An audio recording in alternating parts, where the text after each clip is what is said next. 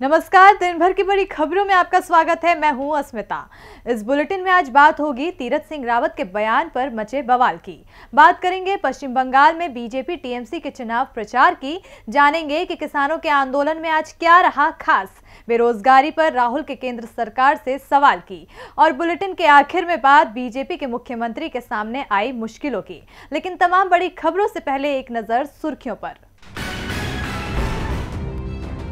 BJP ने आज पश्चिम बंगाल में 148 उम्मीदवारों की जारी की लिस्ट। सूची में सांसद जगन्नाथ सरकार का भी नाम। मुकुल रॉय और राहुल सिन्हा भी लड़ेंगे विधानसभा चुनाव। 6 मुस्लिमों को भी बीजेपी ने दिया टिकट। कृषि कानून को लेकर पंजाब के सीएम अमरिंदर सिंह का ऐलान। विधानसभा से पास कानून को राष्ट्रपति ने नहीं दी मंजूरी तो सुप्रीम कोर्ट जाएगी पंजाब सरकार।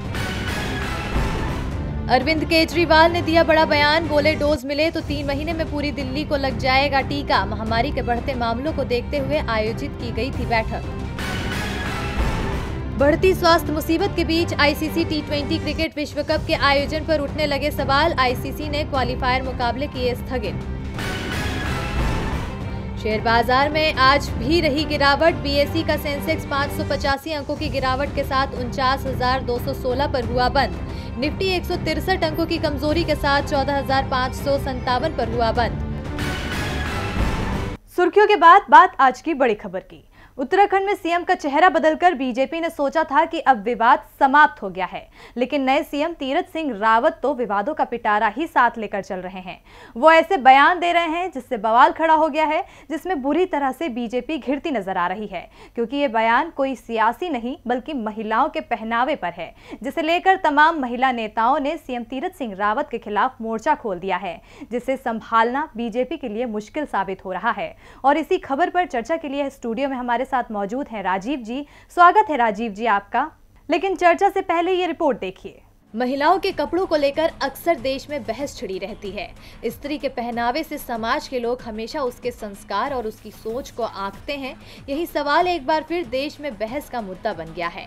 इस बार महिलाओं को नया मुकाम देने की बात करने वाले उत्तराखंड के नए नवेले मुख्यमंत्री तीरथ सिंह रावत ने दिया है। उनके महिलाओं पर दिए बयान को लेकर सोशल मीडिया पर राजनीतिक प्रतिक्रियाओं का भी अंबार लग गया है। तृणमूल कांग्रेस की सांसद महुआ मोइत्रा ने ट्विटर पर लिखा कि उत्तराखंड के सीएम कहते हैं जब नीचे देखा तो गमबूट थे और ऊपर देखा तो एनजीओ चलाती हो और घुटने फटे दिखते हैं। सीएम साहब जब आपको देखा तो ऊपर नीचे आगे पीछे हमें सिर्फ बेशर्म बेहुदा आदमी दिखता है। टीएमसी सांसद महुआ मोइत्रा ने आगे लिखा कि राज्य चलाते हो और दिमाग फटे दिखते हैं। वहीं शिवसेना सांसद प्रियंका चतुर्वेदी ने भी तीरथ सिंह रावत के बयान पर टिप्पणी की। प्रियंका चतुर्वेदी ने लिखा कि देश की संस्कृति और संस्कार पर उन आदमियों से फर्क पड़ता है जो महिलाओं और उनके कपड़ों को जज करते हैं। सोच बदलो मुख्यमंत्री जी, तभी देश बदलेगा। अब महिला नेताओं का ये गुस्सा लाजमी है, क्योंकि सीएम ने बयान ही ऐसा दिया है। उन्होंने कहा था कि मैं एक दिन हवाई जहाज से जयपुर से आ रहा था, मेरे बगल में एक बहन जी बैठी थी, मैंने उनकी तरफ देखा, नीचे गमबूट थे, जब और ऊपर देखा तो जीन्स घुटने से फटी हुई थी, 2 बच्चे उनके साथ में थे, महिला एनजीओ चलाती हैं, समाज के बीच में जाती हो, क्या संस्कार दोगे। यही बयान बवाल की वजह बन गया है, जिस पर बीजेपी बुरी तरह से घिर गई है। हालांकि अभी तक तीरथ सिंह रावत को लेकर बीजेपी की ओर से कोई प्रतिक्रिया नहीं आई है, लेकिन इस बवाल से साफ हो गया है कि चुनाव से पहले उत्तराखंड में बीजेपी के लिए परेशानियों का पहाड़ खड़ा हो गया है। राजीव जी, तीरथ सिंह रावत को 1 साल का समय मिला है काम करने का, लेकिन उनका ध्यान काम पर कम और दूसरों में कमियां निकालने में ज्यादा दिख रहा है। महिलाओं के पहनावे पर उनके बयान उनकी रणनीति है या संकेत कि बीजेपी महिलाओं के पहनावे को लेकर भी कानून बनाने पर विचार कर रही है? देखिए अस्मिता, सबसे पहले तो मैं तीरथ सिंह रावत के बयान की निंदा करना चाहूंगा। हमारा देश आजाद है और इसका संविधान हरेक को बराबरी का हक देता है। हरेक नागरिक को पूरी स्वतंत्रता के साथ रहने का हक भी है। ऐसे में कौन क्या खाना चाहता है या पहनना चाहता है, यह भी हरेक की निजी नापसंद या पसंद होनी चाहिए। लेकिन यह देखना दुखद है अस्मिता कि नैतिकता के स्वघोषित ठेकेदार अक्सर महिलाओं को क्या पहनना चाहिए, कितने देर तक घर से बाहर रहना चाहिए, कितना पढ़ना चाहिए, किन लोगों के इर्द गिर्द रहना चाहिए, ऐसे नियम बना लेते हैं और इसके पीछे तर्क देते हैं महिलाओं की सुरक्षा का। लेकिन उनके ये तर्क कितने खोखले हैं, ये एनसीआरबी के हर साल के आंकड़े ही बता देते हैं अस्मिता, जिनमें महिलाओं के साथ होने वाले अत्याचारों में कमी की जगह हमेशा बढ़ोतरी दिखाई देती है।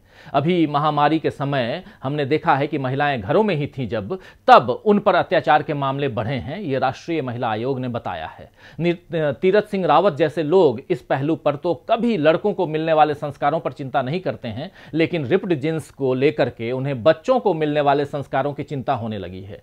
सच तो यह है अस्मिता कि समाज अगर महिलाओं से पूरी बराबरी का सलूक करेगा और भेदभाव को जितना दूर करेगा, नई पीढ़ी भी उसे देखकर यही सीखेगी कि महिलाओं की इज्जत करना चाहिए।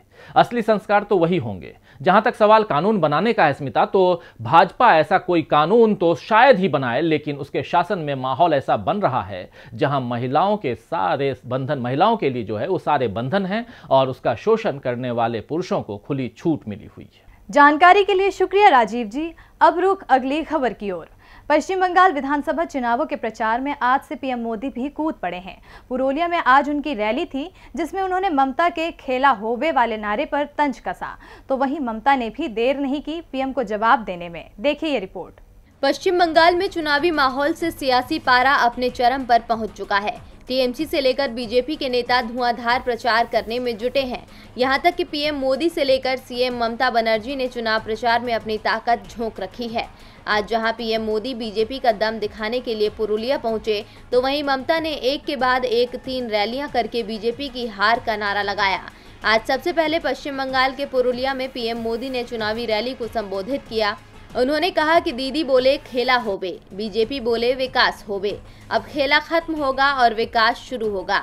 इतना ही नहीं, पीएम नरेंद्र मोदी ने नंदीग्राम में ममता के साथ हुए हादसे का जिक्र करके बीजेपी की चिंता को भी दूर करने की कोशिश की है। उन्होंने कहा कि हमारे लिए दीदी भी भारत की एक बेटी है। जब दीदी के साथ हादसा हुआ तो हमें भी चिंता हुई है, वो जल्द ही स्वस्थ हों। अपने भाषण के दौरान पीएम मोदी ने सीएम ममता पर पैसे खाने से लेकर कानून व्यवस्था को बिगाड़ने समेत कई आरोप लगाए, जिसका ममता बनर्जी ने भी डटकर जवाब दिया। उन्होंने कहा कि मैं शेरनी हूँ, मेरा सिर सिर्फ जनता के सामने झुकता है, अपना सिर किसी भी पार्टी के सामने नहीं झुकाऊंगी। इस दौरान दीदी ने पीएम मोदी का सीधे तौर पर नाम नहीं लिया, लेकिन बीजेपी को आड़े हाथों जरूर ले लिया। उन्होंने बीजेपी पर वोट खरीदने का आरोप लगाया। ममता ने कहा कि चुनावों के दौरान बीजेपी नेता नकदी से भरा बैग लेकर आते हैं और मतदाताओं को पैसा देते हैं, लेकिन जब कोई परेशानी आती है तब वो नजर नहीं आते। आज ममता बनर्जी और पीएम मोदी के तीखे भाषणों से चुनाव का पूरा माहौल ही बदल गया। खैर, ये तो अभी शुरुआत है, आने वाले दिनों में चुनावी रंगत तेजी से बदलती नजर आएगी।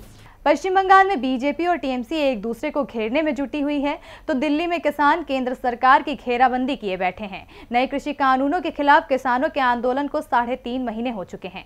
किसान और सरकार दोनों ही अपना रुख सख्त किए बैठे हैं, यहां तक कि दोनों के बीच बातचीत भी नहीं हो रही है। ऐसे में क्या है किसानों की आगे की रणनीति, देखिए ये रिपोर्ट।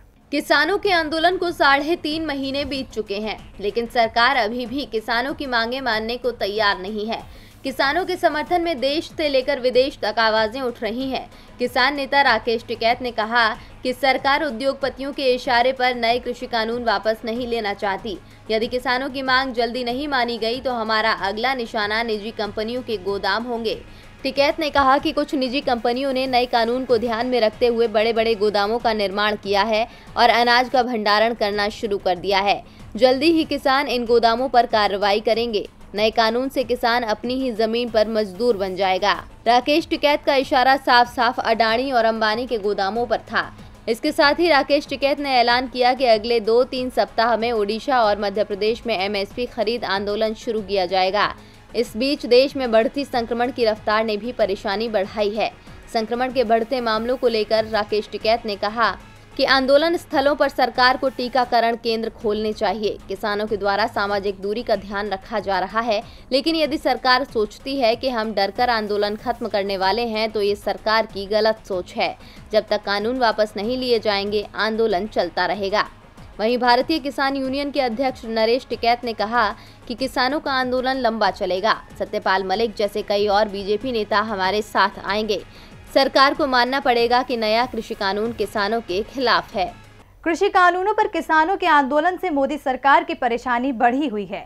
मोदी सरकार की नीतियों के चलते सिर्फ किसान ही परेशान नहीं हो रहे हैं, बल्कि नौकरी की तलाश करने वाले युवा वर्ग भी परेशान हैं।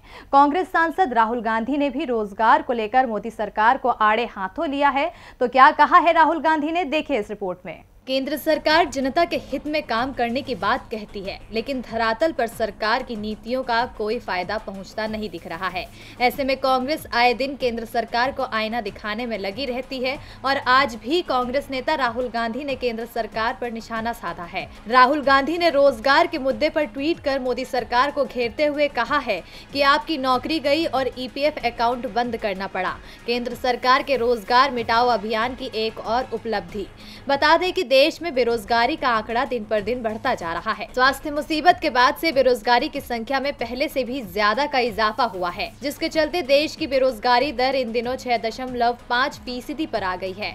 ऐसे में कांग्रेस नेता राहुल गांधी लगातार केंद्र सरकार पर निशाना साधते रहते हैं, लेकिन केंद्र सरकार है कि जनता की जमीनी मुद्दों को छोड़कर चुनावी राज्यों की जनता को साधने में ही लगी हुई है। अब राहुल गांधी के इस ट्वीट से मोदी सरकार पर क्या प्रभाव पड़ता है और इस पर अपनी क्या प्रतिक्रिया देती है सरकार, इस पर हर किसी की नजरें टिकी हुई है।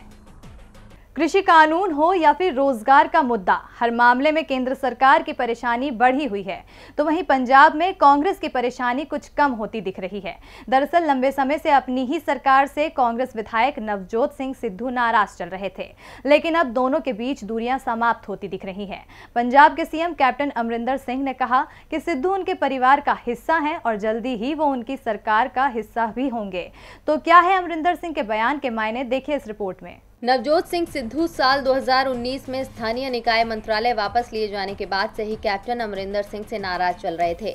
उन्होंने इसे लेकर मंत्री पद से इस्तीफा दे दिया था, जिसके बाद कैप्टन अमरिंदर सिंह ने उनके मोहाली स्थित फार्म हाउस पर नवजोत सिंह सिद्धू से मुलाकात की। सूत्रों के अनुसार सिद्धू अपने पुराने विभाग वापस चाहते हैं, लेकिन कांग्रेस नेतृत्व ने उन्हें एक फॉर्मूले पर सहमत होने के लिए राजी कर लिया है। सिद्धू को पंजाब कैबिनेट में 2 विभाग दिए जाने की तैयारी चल रही है।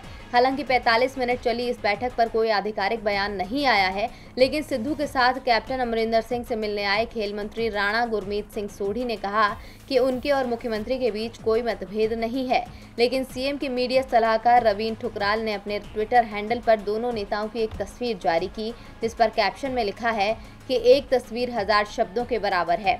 इसके साथ ही सिद्धू ने अपने अंदाज में ये कहते हुए ट्वीट किया कि आजाद रहो विचारों से, लेकिन रहो संस्कारों से। इसके अलावा कांग्रेस के प्रदेश प्रभारी हरीश रावत ने पिछले हफ्ते कैप्टन अमरिंदर सिंह और सिद्धू दोनों से मुलाकात की थी।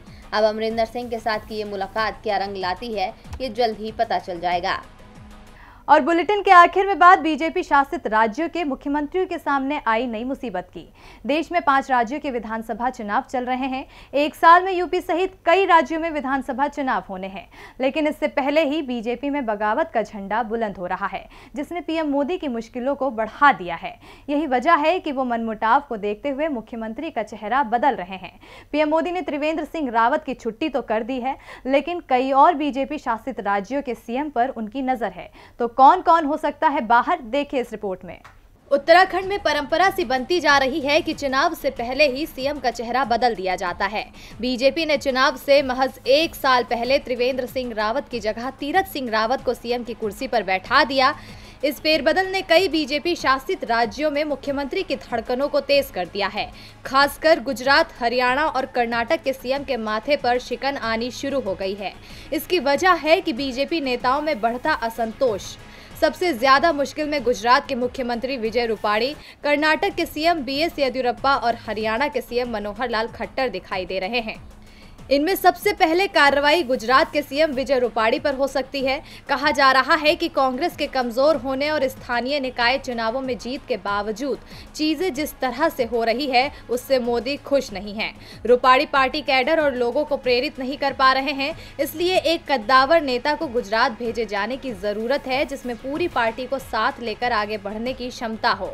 गुजरात पीएम का गृह राज्य है और वो एक ऐसा नेता चाहते हैं जो उन पर ज्यादा बोझ डाले बिना बीजेपी की जीत सुनिश्चित कर सके। इसलिए रूपाणी का विकल्प तलाशने की तैयारी हो रही है।